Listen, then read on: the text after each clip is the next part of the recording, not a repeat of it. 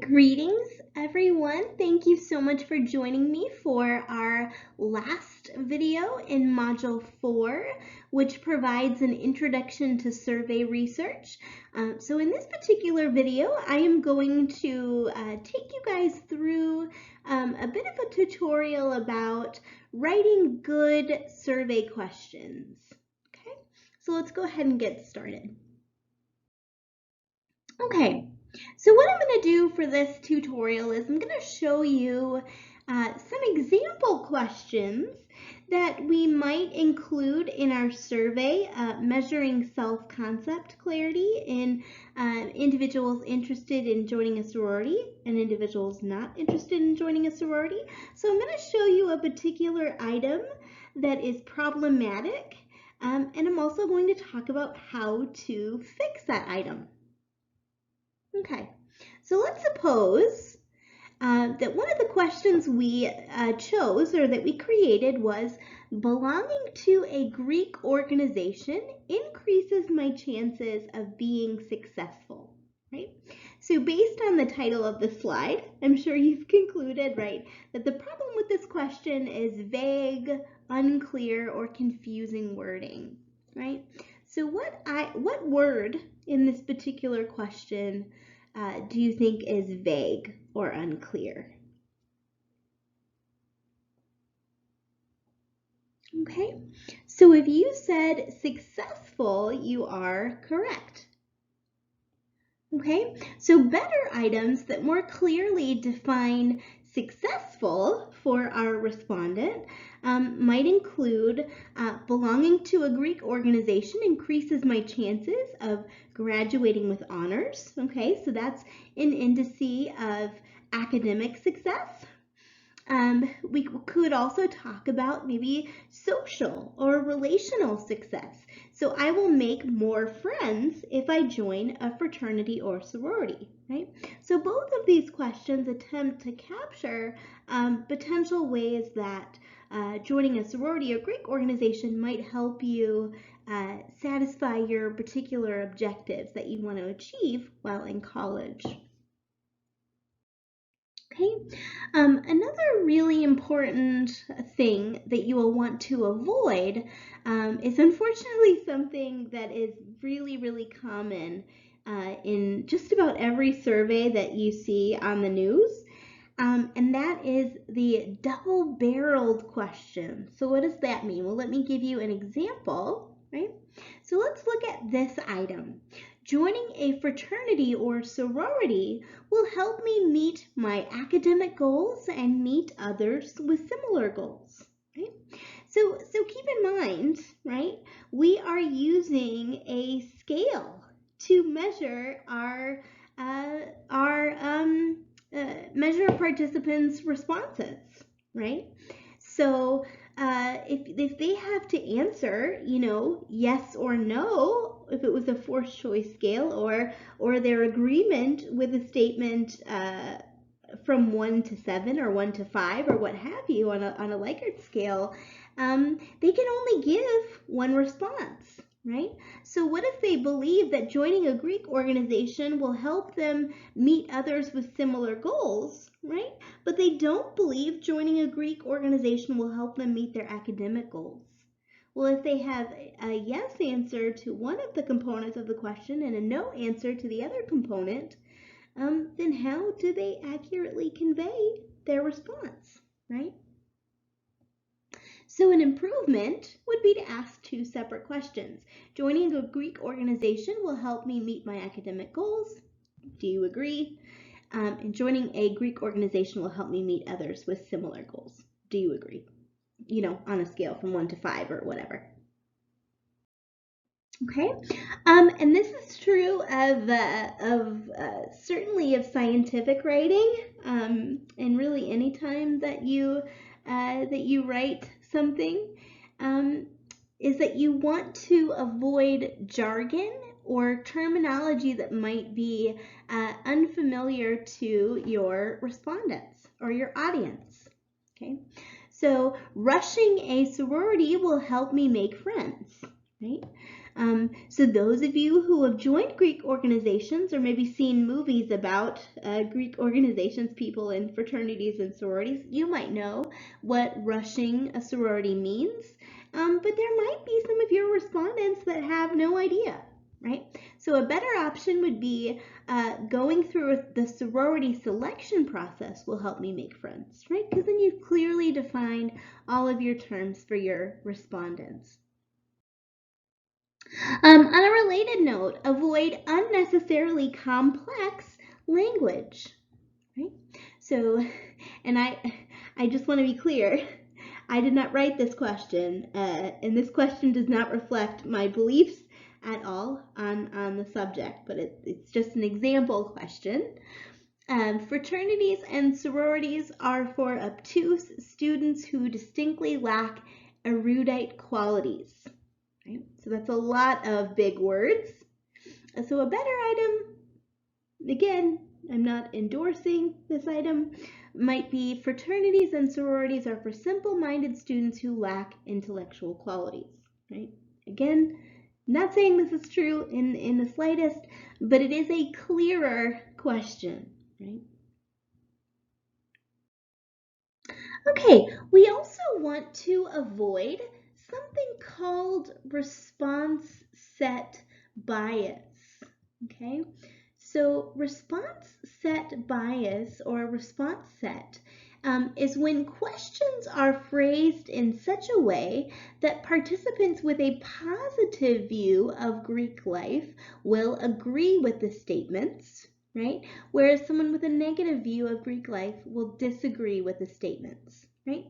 So if all of your questions are phrased that way, where a higher rating on the scale means more of something and a lower rating on the scale means less of something, then what will happen is a participant will give the same answer to most, if not all questions, no matter what they're asking, right? So if your respondent catches on and said, okay, I'm pro sororities or fraternities, they might just circle very interested for all of the questions without actually reading them and giving an individual assessment to each item, right? So how do we avoid this, or how do we correct for this? Well, let's look at an example, right? So we have fraternities and sororities are a good way to spend my free time, right? So this item would again merit a higher response on the 1 to 5 scale if you agree with that statement, right? So how do we write this question in such a way that it's the opposite, right? So that maybe now the participant who agrees with this statement might give something like a lower rating, right? So there's not that trend to keep giving 5s over and over and over again. Well, you would just use the opposite wording, right? So a better item might be fraternities and sororities are a waste of time, right? So people who are in favor of joining a sorority would now select 1, which is strongly disagree, or select strongly disagree, right? But it does impose kind of a challenge, right? So if we want to simply and quickly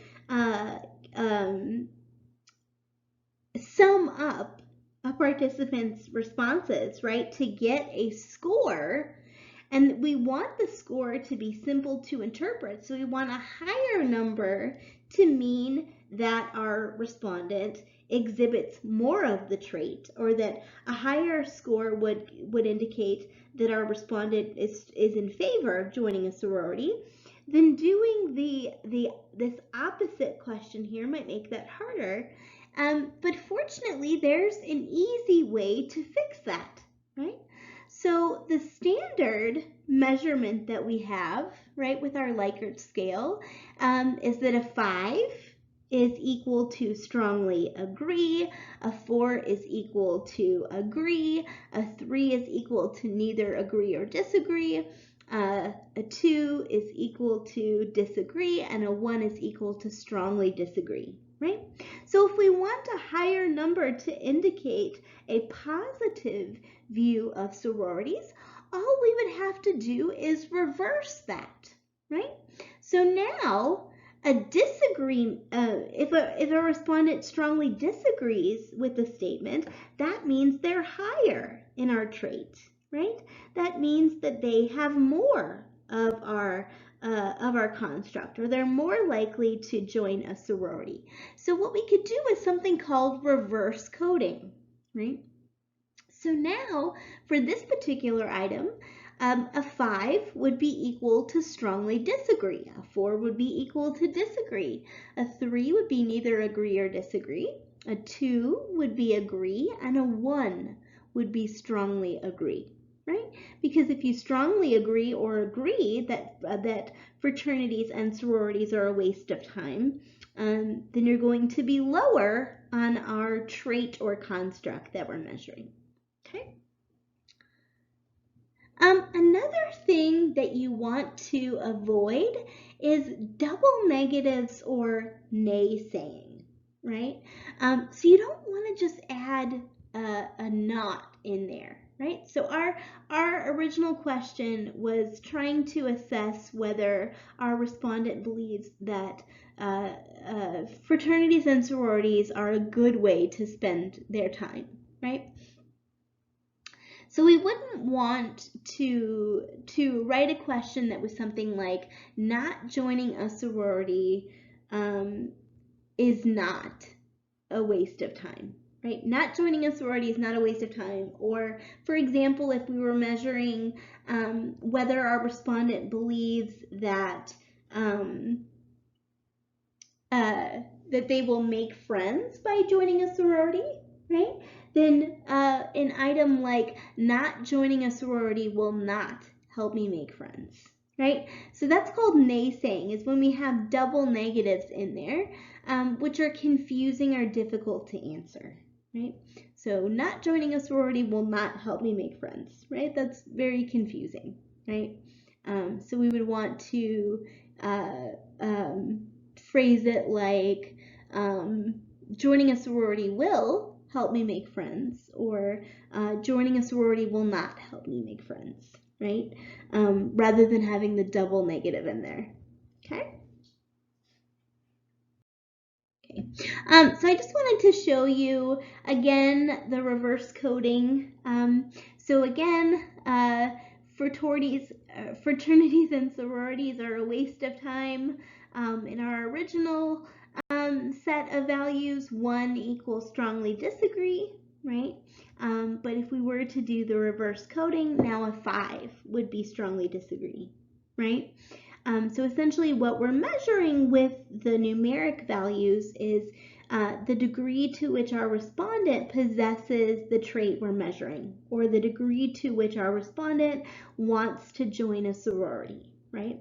So in that scheme, right, having a higher number should equal more of that trait or a stronger desire to join a sorority, right? So if we have something like fraternities and sororities are a waste of time, somebody who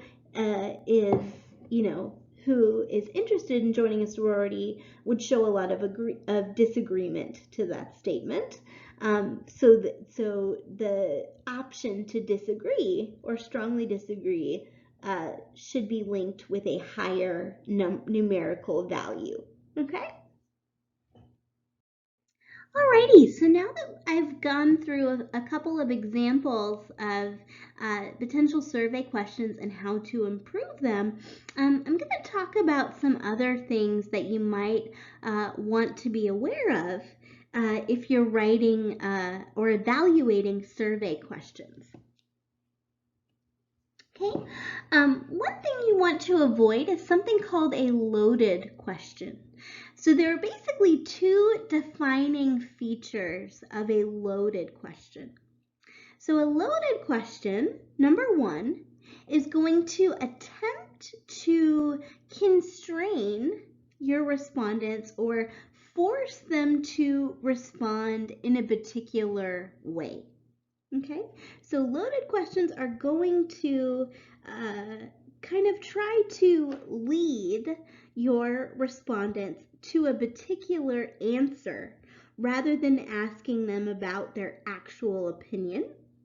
So that's one feature of a loaded question. The second feature of a loaded question is a loaded question is going to contain a controversial assumption. Okay, so again, loaded questions attempt to lead respondents to answer in a particular way, and they also contain a controversial assumption. So let me give you an example. This is a question that I saw on an online survey like maybe 2 weeks ago. And the question was phrased like this. So the question stated, do you think that people should be allowed to not wear masks, thereby endangering the entire population and causing them to die of coronavirus? Right? So we see both features here, right? Is there's a very obvious answer that they are sort of garden pathing their respondent to give, and there's also a very controversial assumption there, right?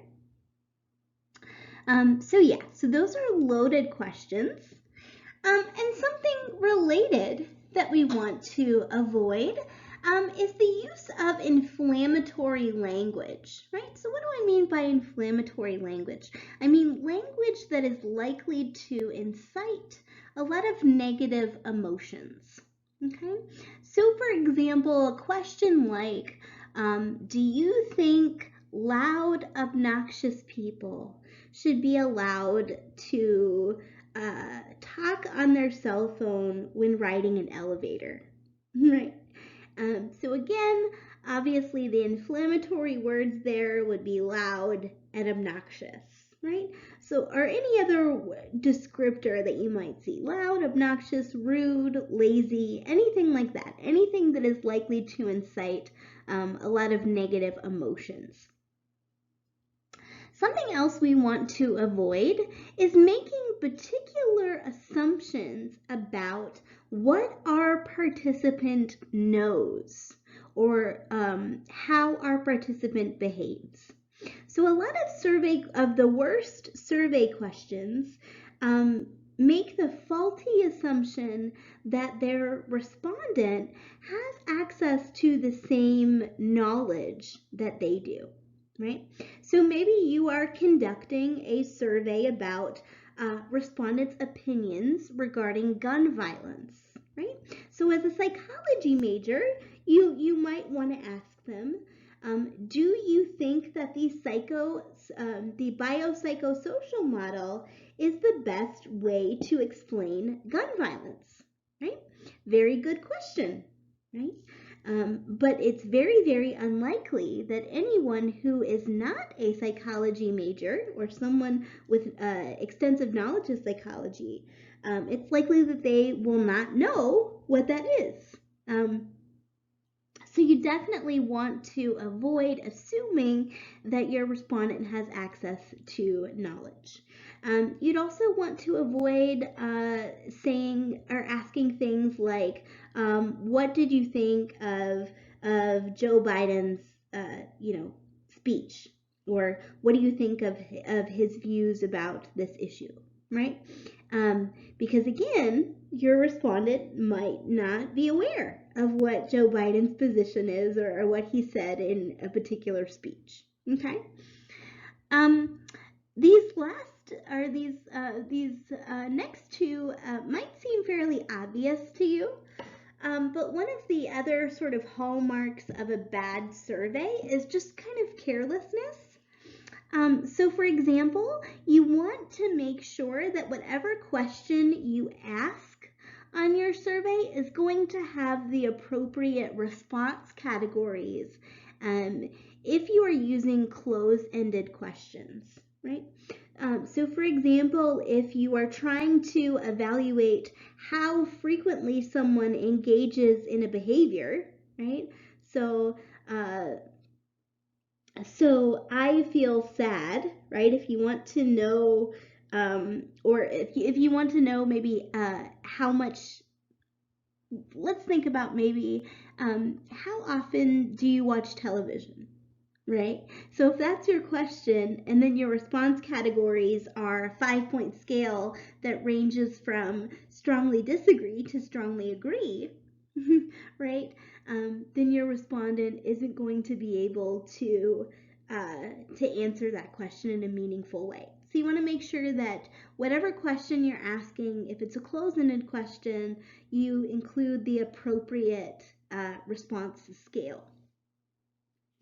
And the related issue is you want to make sure that if you're asking a close-ended question, that your response categories are not mutually exclusive, right?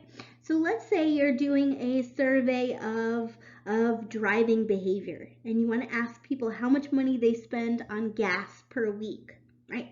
So you don't want your response categories to be $0, less than $30, $30 to $40, $40 plus dollars, or $40 or more, right? Because if you spend $40, your response could be between $30 and $40 or $40 or more.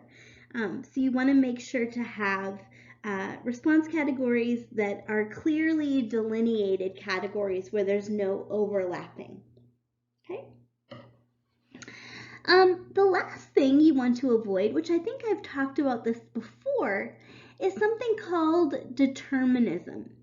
So you want to avoid, for example, using words like always and never, because nothing in our lives, right, whether we're assessing our personality characteristics or psychopathology or attitudes or what have you, very few of the constructs that we're interested in measuring or the questions we're interested in asking are that concrete, right? So there's naturally going to be a lot of variation and fluctuation in most of the constructs that we're looking for. So you never want to ask a respondent whether they always or never do something. You want to allow for a more nuanced response category that incorporates more fluctuation or variability. Okay, so avoid determinism. Make sure your response categories don't overlap. Make sure that your response categories match the question. Don't assume prior knowledge or behavior on the part of your respondent. Don't use emotionally arousing words. And don't make assumptions or try to lead, don't make controversial assumptions, and don't try to lead your respondents to answer your question in a particular way. Okay, so these are some of the most important things you're going to want to avoid when you're creating survey questions, or things that you'll want to be aware of if you're evaluating the merit of a particular survey question. Okay, so continuing our discussion of survey questions, here's a couple of things you might want to consider also when you're creating a survey. The first thing is social desirability bias.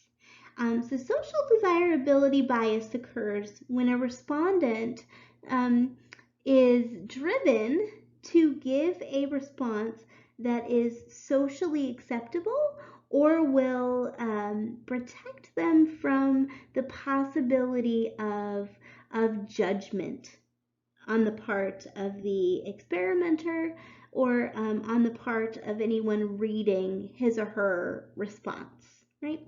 So this is particularly true if you're asking about controversial topics, right? So for example, if you're talking about use of illegal substances, if you're talking about taboo behaviors, such as cheating on an exam or stealing, or something like that, right? Something controversial that could potentially make the respondent be viewed in a negative light, right? That is a situation where you might encounter social desirability bias. bias, right? So what do you do to overcome social desirability bias? Well, the most important thing you can do to ameliorate this is simply to impress upon each respondent that their responses will be entirely anonymous, right? So remember from our discussion last week of different types of harm that we want to avoid in an experiment. Anonymity means that at no point is identifying information included with your assessment, right? So at no point do you have access to the participant's name or any identifying information, right? So certainly you would want your survey to be anonymous, and you would want to emphasize to your respondents that they will not, be able to link their identity with their responses. The other thing is demand characteristics. So demand characteristics happen when respondents or participants develop a hypothesis as to what your survey is asking them about, and then they try to respond in the way that they think you as the researcher want them to respond. Okay? So the way that you would solve that issue is you would include what are called distractor items. So these are questions on your survey that have nothing to do with what you're actually measuring, but they're kind of used to deceive the respondent a little bit, so that they're not able to deduce what your actual hypothesis is in your research, and then try to respond accordingly. Okay.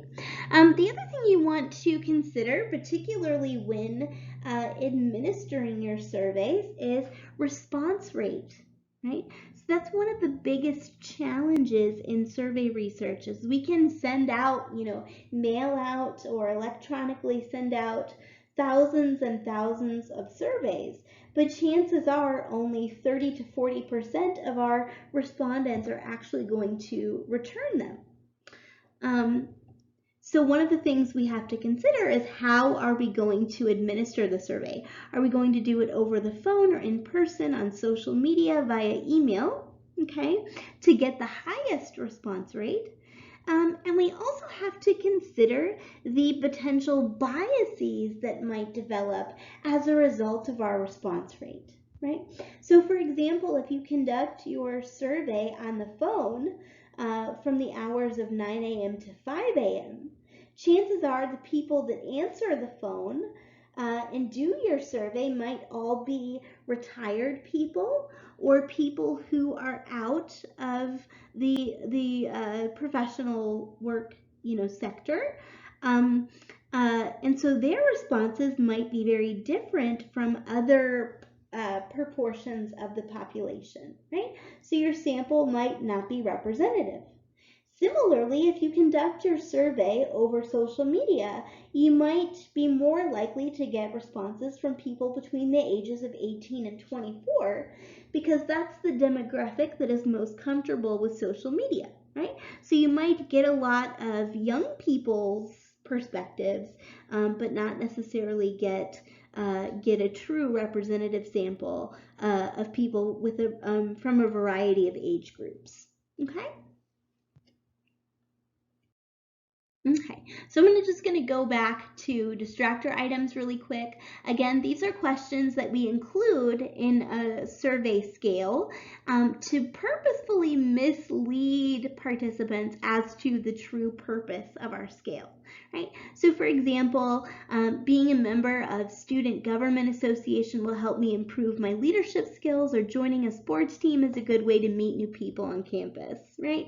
So these items, if we were to add them to our scale, would maybe lead our respondent to believe we were just interested in how interested students are in a variety of campus organizations, maybe for recruitment purposes.